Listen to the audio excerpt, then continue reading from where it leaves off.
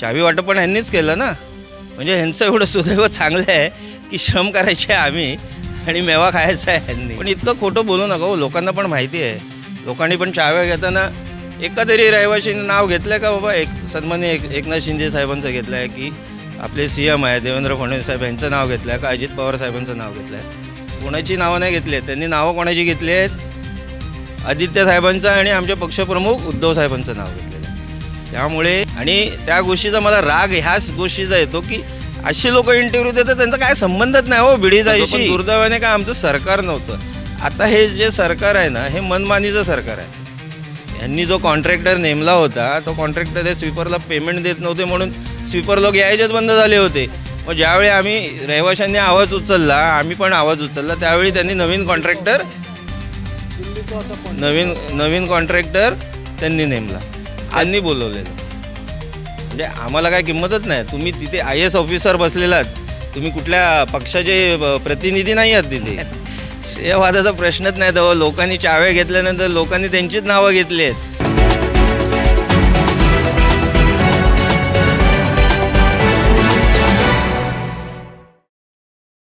नमस्कार, बातमीकारमध्ये आपलं सर्वांचं स्वागत आहे. मुंबई महानगरपालिकेच्या निवडणुका आलेल्या आहेत. मतदानाला 2 दिवस राहिलेले आहेत. सरकारने, विरोधी पक्षांनी BDD चाळ पुनर्विकासाबद्दलचे अनेक जाहिराती केलेल्या आहेत. पुनर्विकास प्रकल्प झाले, परंतु ह्या वरळी BDD चाळीतील पुनर्विकास प्रकल्प होत असताना त्या प्रकल्पाला अनेकदा गालबोट लागले, अनेकदा ऑब्जेक्शन्स आलेत, इथे श्रेयवाद झालेले आहेत. अनेक विषय ह्या BDD चाळीमधून झालेले आहेत. याचं एकमेव कारण ह्या BDD चाळीमध्ये असलेलं फार मोठ्या प्रमाणात असलेली लोकांची लोकवस्ती, असलेलं मोठं मतदान, या अनुषंगाने एक बातमी करण्यासाठी आम्ही आपल्यापर्यंत आलेलो आहोत. आपल्यासोबत रहिवासी सतीश इनेरकर आहेत. शिवसेनेचे ते उपशाखा प्रमुख देखील आहेत आणि याच विभागात त्यांचं वास्तव्य आहे अनेक वर्ष. सतीशजी, नेमका काय ऑब्जेक्शन आहे, काय विषय आहे? हा वरळी BDD चाळीतील विषय अनेकदा गाजलेला आहे. अनेक राजकीय पक्षांनी, सत्ताधारी पक्षांनी या विषयामध्ये हस्तक्षेप झालेले आहेत. 2240 मजले कसे झाले, किंवा लॉटरीमधील घोटाळे, किंवा इतर अनेक असंख्य समस्या तुम्ही पाहिल्या असतील, त्या बातम्या ऐकल्या असतील. नेमकं काय सांगायचं आहे तुम्हाला? काय विषय मांडू शकाल यावरती? सगळ्यात पहिल्यांदा मी आपलं आभार मानतो की आपण या ठिकाणी माझा इंटरव्ह्यू घ्यायला आलात. ते अभिषेक आरितुरे करतो कारण माझ्याच वयाचं आहे, त्यामुळे काय प्रॉब्लेम नाही. सेकंड थिंग काय आहे माहिती आहे की मी बऱ्याच इंटरव्ह्यू तू घेतलेल्या मी बघितल्या. त्यातल्या काही इंटरव्ह्यू असे होते की जे रहिवाशीच नव्हते या ठिकाणी. म्हणजे अनेक पक्षाचे पदाधिकारी आहेत पण त्यांचा ह्या वास्तवाशी कुठल्याही प्रकारचा संबंध नाही. जसं आता मी या ठिकाणी राहत होतो. आता ट्रान्झिट कॅम्पमध्ये गेलो राहायला, परंतु ज्या पद्धतीने पुनर्विकासचं काम चालू झालं त्या प्रत्येक गोष्टीचा मी थोडा का नाही बहुत पण साक्षीदार आहे. म्हणजे पहिली गोष्ट म्हणजे हा प्रोजेक्ट ज्यावेळी सुरू झाला त्यावेळी आपल्याला लोकांना पहिल्यांदा सगळं समजावून सांगायला लागत होतं की बाबा हा कशा पद्धतीने प्रोजेक्ट होणार आहे, काय होणार आहे. यासाठी आपण काय केलं की मी पहिल्यांदा पुढाकार घेऊन 32 ते 40 इथल्या लोकांना जमा करून टाटाचे अधिकारी म्हणा किंवा म्हाडाचे अधिकारी, संबंधित अधिकारी यांना मी बोलून तो आमच्या बिल्डिंगजवळ त्याचा प्रोजेक्ट त्यांना दाखवायला सांगितलं आणि एक्सप्लेन करायला सांगितलं की कशा पद्धतीने तुम्ही करणार आहात. की लोकांमध्ये संभ्रम आहे की बाबा 2240 का झाले, कुठल्या कारणामुळे झाले, काय झाले, या गोष्टीचा संभ्रम आहे. तर त्यावेळी त्यांनी प्रोजेक्ट दाखवला, सगळं एक्सप्लेन पण केलं त्यांनी. तर 2240 होण्याचं कारण असं आहे की 22 मजल्याची इमारत ही पूर्वीच्या पहिल्यांदा तुम्हाला इतिहास माहितीच आहे पण पुन्हा एकदा मी इतिहास सांगतो की 2016ला सन्माननीय आत्ताचे आपले मुख्यमंत्री देवेंद्र फडणवीस साहेब यांनी श्रीफळ वाढवला. पण श्रीफळ वाढवला, त्याचं पाणी शिंपडलं, पण ते कोणा लोकांच्या अंगावर गेलंच नाही. कारण काय की श्रीफळ वाढवल्यानंतर 4 वर्ष काम ठप्प होतं. म्हणजे ज्या ठिकाणी मी राहत होतो कुठे 37मध्ये, बरोबर आहे. 37च्या पाठचं मैदान ज्याला आम्ही पोलीस मैदान म्हणतो, आणि तिथेच ही आता बिल्डिंग उभी आहे. हे आता हे 2 टॉवर, हे 8 टॉवरचं काम चालू आहे.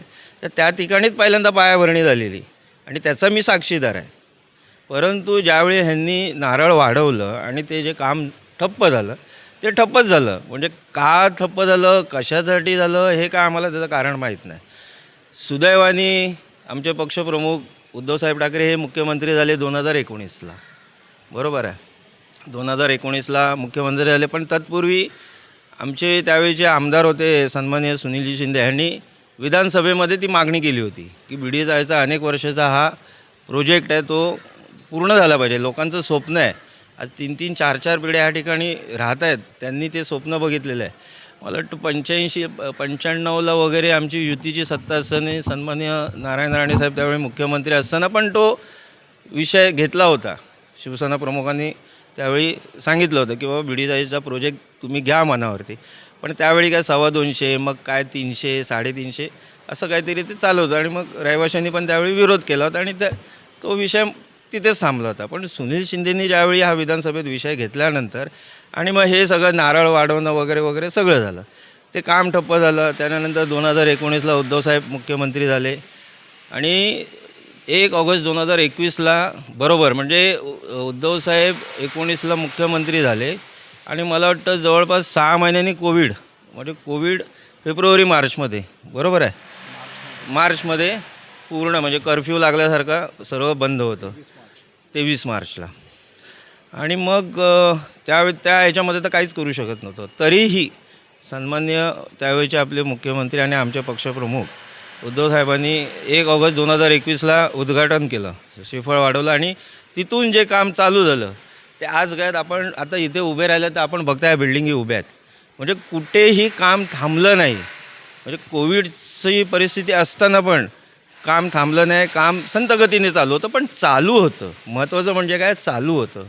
आणि त्याच्यानंतर आमचे आत्ता जे आमदार शिवसेना नेते आदित्यसाहेब प्रत्येक महिन्याला फेरी मारत होते की काम कुठपर्यंत आलं आहे, कसं आलं आहे. आणि मी राहत होतो मुळात म्हणजे मी त्या ठिकाणी राहत होतो. 37मध्ये मी राहत होतो. त्याच्यामुळे त्या प्रत्यक्ष मी ते बघितलेलं आहे. म्हणजे कुठल्या पद्धतीने काम चालू आहे, कसं चालू आहे, काय चालू आहे, ह्या सगळ्या गोष्टी करत असताना आत्ता जे पदाधिकारी तुमच्या इंटरव्ह्यूमध्ये ऐकलं नाही आमच्या साहेबांनी केलं, देवाभाऊंनी केलं, आम्ही केलं. कसं आहे, तुम्ही दुसऱ्यांचं श्रेय घेऊ नका हो. आम्ही साक्षीदार आहोत ना. जरी आम्ही एखाद्या संघटनेचे पदाधिकारी असलो तरी आम्ही रहिवाशी आहोत. आम्ही आमच्या डोळ्याने बघितलेले आहेत. मी तुम्हाला व्हिडिओ दाखवतो माझ्याकडच्या. जरा 1 मिनिट पकड. माझ्याकडे काही व्हिडिओ आहेत की आदित्य साहेबांबरोबर मी पण त्या ठिकाणी उपस्थित होतो.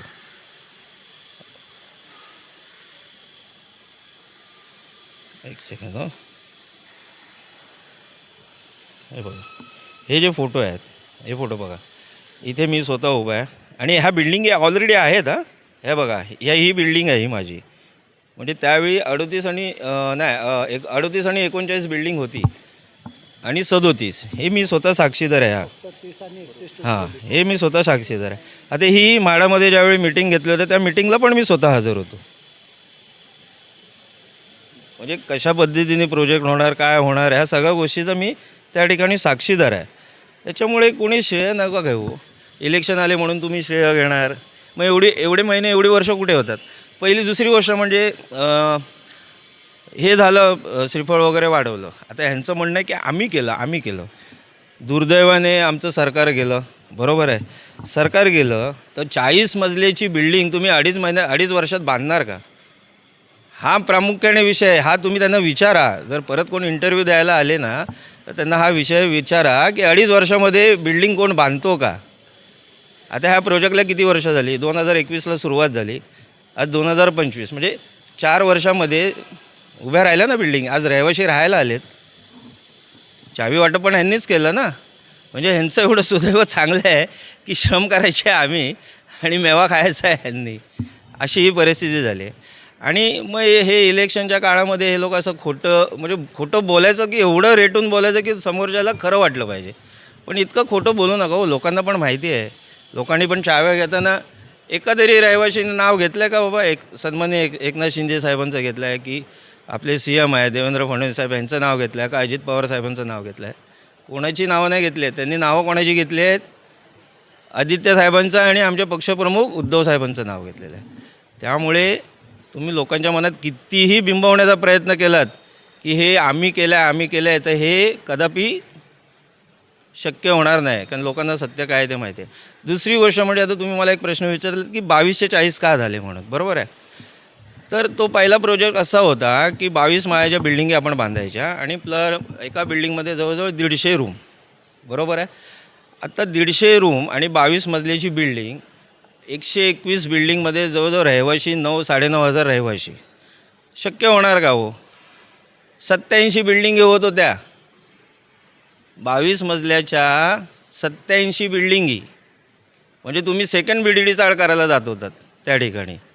आणि त्या पण बिल्डिंगी कशा जवळजवळ, म्हणजे आता जर ह्या वहिनी इथे काय जेवण करत असेल ना तर समोरच्याला दिसेल.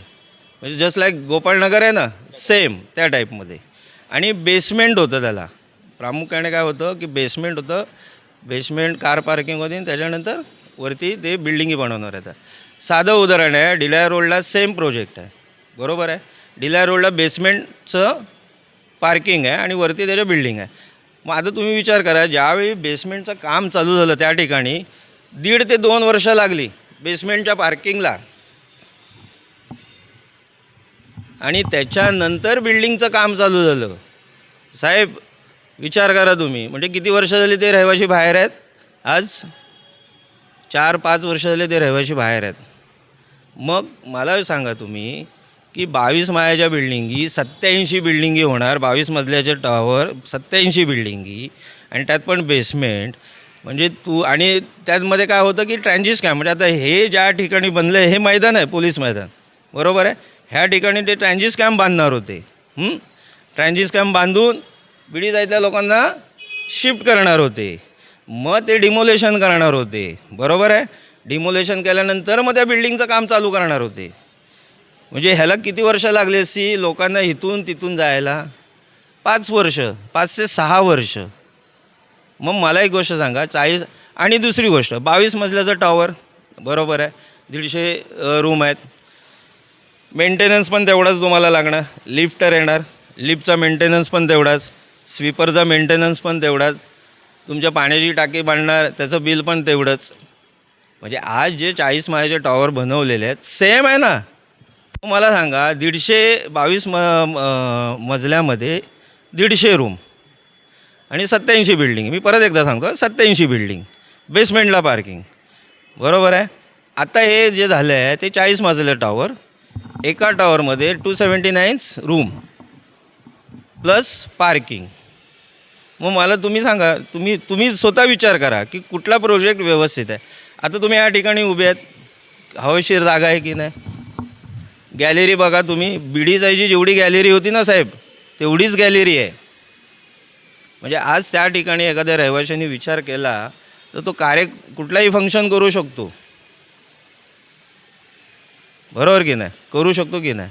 मग हा जो फरक आहे ना, म्हणजे 22 मजले कॅन्सल करण्याचं कारण काय की एक तर त्या प्रोजेक्टला वेळ लागतो किंवा आरोप त्यावेळेला चालू झालेले, त्यावेळेला तुमच्या कुठल्या मंडळींनी यावरती येऊन उत्तरं नाही दिली. कसं आहे ना अभिषेक, कसं आहे की आमच्या संघटनेमध्ये एक प्रोटोकॉल आहे की वरिष्ठांनी सांगितल्याशिवाय आम्ही बोलत नाही. माझ्याकडे खजिना आहे म्हणून मी आता तुम्हाला बोललो. आणि त्या गोष्टीचा मला राग ह्याच गोष्टीचा येतो की अशी लोक इंटरव्ह्यू देतात त्यांचा काय संबंधच नाही हो BD जायशी.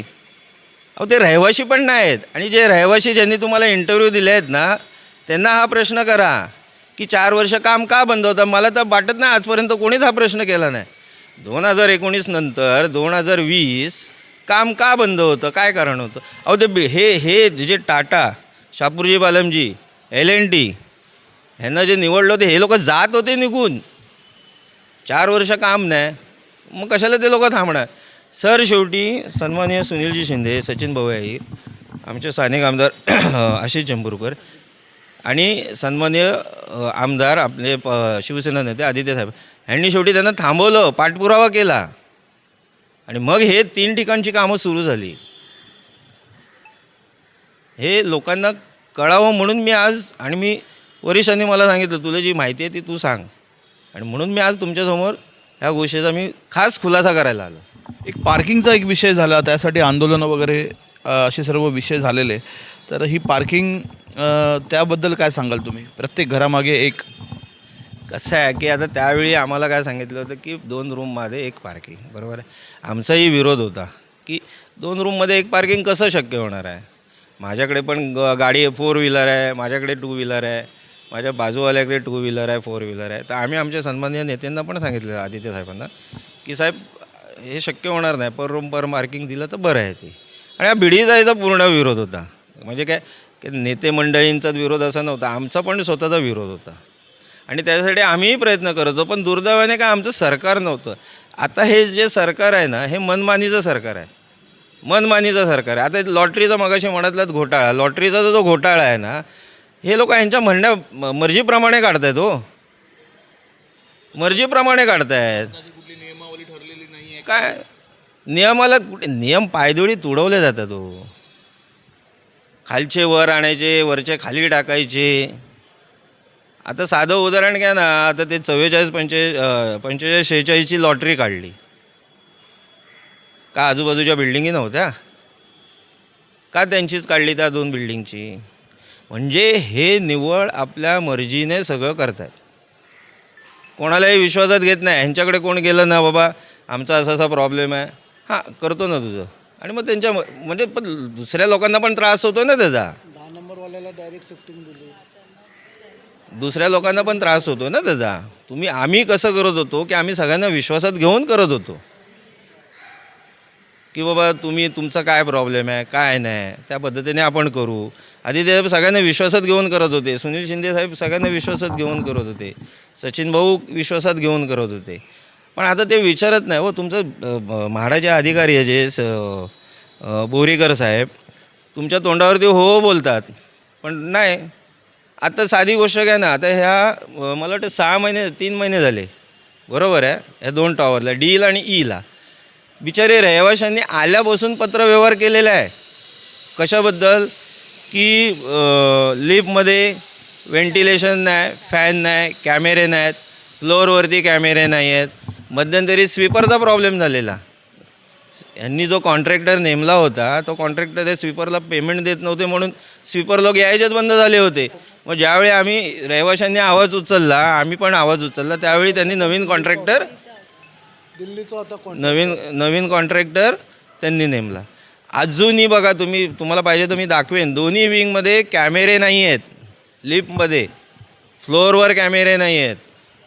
मग मला सांगा, एखादी व्यक्ती जर लिफ्ट तर आधीमध्ये बंद पडते. लोकांनी वारंवार तक्रारी केल्या हो, ह्यांना वेळ नाही तक्रारींकडे लक्ष द्यायला. ह्यांचा वेळ कुठे जातो आहे की ह्यांचे जे मर्जीतले आता इथे जे BJPचे नेते बसवलेत ना, त्यांची मुजुरी काय त्याला म्हणतात, हे सांभाळण्यात चाललं आहे, त्यांचं मर्जी सांभाळण्यात चाललं आहे. लोकांच्या समस्या का नाही तुम्ही करत आहे. शिवसाहेब आले होते त्या दिवशी, मला वाटतं 1-2-1.5 महिन्यापूर्वी इकडे, कारण मी स्वतः गेलो होतो रहिवाशांना घेऊन. आमच्या आता पोझिशनच्या संदर्भात आम्हाला भेटायचं होतं त्यांना. तर त्यांना आम्ही सांगितलेलं की आम्हाला पोझिशन तुम्ही देताय तर कधी देताय, काय देताय वगैरे त्या संदर्भात. मग मी म्हटलं की तुम्ही साईडवर आहे, आपण साईड करू म्हणून. मला म्हणाले की नाही, आमची लोकं बघतील काय करायचं आहे ते. बघा आता आमची लोकं बघतील काय करायचं आहे ते. त्यांच्याच ऑफिसरनी मला सांगितलं की साहेब उद्या बोरीकर साहेब येत आहेत म्हणून इकडे साईड व्हिजिट करायला. म्हटलं आम्हाला तर काय बोलले नाही, तुम्ही येता, तुम्ही समोरासमोर आपण बोलू म्हणून. दुसऱ्या दिवशी ते आले. का आले की ते BJPचे कोण होते ना नेते, त्यांनी बोलवलेलं. म्हणजे आम्हाला काय किंमतच नाही. तुम्ही तिथे IAS ऑफिसर बसलेलात, तुम्ही कुठल्या पक्षाचे प्रतिनिधी नाही आहात तिथे, बरोबर आहे की नाही. मग तुम्हाला सगळे सामान आहेत. मग त्यांच्या बोलण्यावरून तुम्ही तिकडे गेलात. मग मला आमच्या लोकांनी सांगितल्यानं मी त्वरित तिकडे आलो आणि आमच्या लोकांच्या काय समस्या, आणि स्वतः मी सांगितलेलं की सर ह्या ठिकाणी लिफ्टला फॅन नाही आहे, कॅमेरे नाही आहेत, तर त्याची पहिली तुम्ही तजवीज करा म्हणून. मला म्हणाले नाही आपण करतो म्हणून. अजून झालेले नाही, मला वाटतं 2 महिने होऊन गेले असेल, 2 ते 3 महिने होऊन गेले, अजूनही नाही आहेत. मग कशा पद्धतीचं तुमचं हे काम आहे. सतीशजी, अजून एक प्रश्न की माझ्या माहितीनुसार चाव्या वाटपांच्या कार्यक्रमाच्या वेळेला CM आणि माननीय देवेंद्र फडणवीस, माननीय एकनाथजी शिंदे होते आणि आदित्य ठाकरे यांना पण बोलवण्यात आलेलं, त्यांना पण आमंत्रण होतं, परंतु त्यांनी त्याच्यावर बहिष्कार टाकला किंवा ते आले नाही अशी त्यावेळेला चर्चा उमटलेली. काय कारण होतं? नाही, त्याचं काय मला माहीत नाही, कारण त्या गोष्टीचं एवढं काय मी सांगू शकत नाही. मे बी त्यांचा कुठे कार्यक्रम वगैरे असेल तर ते तिकडे गेले असेल, पण त्या संदर्भात एवढं काय मला माहीत नाही असं. नाही म्हणजे ह्या प्रश्नामागचा आशय असा की हे नाराजी होती की कुठेतरी श्रेयवाद वगैरे हा जो सर्व विषय होता याला अनुसरून त्यांनी बहिष्कार टाकला असावा का? श्रेयवादाचा प्रश्नच नाही तर लोकांनी चाव्या घेतल्यानंतर लोकांनी त्यांचीच नावं घेतली आहेत. आपण जर मला एखाद्याने वस्तू दिली तर मी त्याचंच नाव घेतो ना, पण त्यांचं नाही नाव घेतलं. त्यांनी उद्धव साहेबांचं आणि आदित्य साहेबांचं नाव घेतलं. मग याच्यामध्ये श्रेयवादाचा प्रश्नच येत नाही ना. लोकांना म्हणजे कळलेलंच आहे की हे काम कोणी केलेलं आहे, ह्याचा पाठपुरावा कोणी केलेला आहे. प्रत्येक गोष्टीचा पाठपुरावा केल्यामुळेच आज 3 वर्षामध्ये हा टॉवर उभ्या राहिला ना. त्यामुळे तसं काय त्यांचा नाराजीचा प्रश्न येत नाही, असं आहे ते. वरईतील BDD चाळींचा हा पुनर्विकास होत असताना या ठिकाणी अनेक राजकीय सामाजिक प्रश्न निर्माण झाले, अनेक राजकीय कलह झाले असंही म्हणू शकतो. आणि अजूनही हा प्रकार कुठे थांबलेला नाही आहे. रहिवाशांची नाराजी चालूच आहे. कुठल्या ना कुठल्या इमारतीतील रहिवाशी आपापल्या तक्रारी वेगवेगळ्या पद्धतीने मांडतातच आहेत, परंतु प्रशासन यावरती व्यवस्थित त्यांना हाताळत नाही आहे. ह्या तक्रारी संपत नाही आहेत. सरकारचा व्यवस्थित हस्तक्षेप होत नाही आहे असं देखील अनेकदा यापूर्वी रहिवाशांनी सांगितलेलं आहे. सतीश हिनेरकर यांनी या विषयाची विस्तृत माहिती दिली, जी माहिती फार पूर्वी ठाकरे गटाच्या मुख्य पदाधिकाऱ्यांनी नेत्यांनी देणं गरजेचं होतं, परंतु सतीशजी आपल्याकडून ही उशिरा माहिती आली. अनेकदा असे राजकीय समस्या किंवा राजकीय पेच आपल्यासमोर येतात, अनेकदा उशिरा ह्याचे खुलासे होतात असं देखील यातून निष्पन्न होतं. कॅमेरा पर्सन अल्पेश पवारसह मी अभिषेक शिंदे, बातमीकार चेहरा मुंबईचा. मुंबईतील अशा नवीन घडामोडी जाणून घेण्यासाठी बातमीकार न्यूज चॅनलला लाईक, शेअर, कमेंट आणि सबस्क्राईब करा आणि बेल आयकॉनला क्लिक करून ऑल करायला विसरू नका.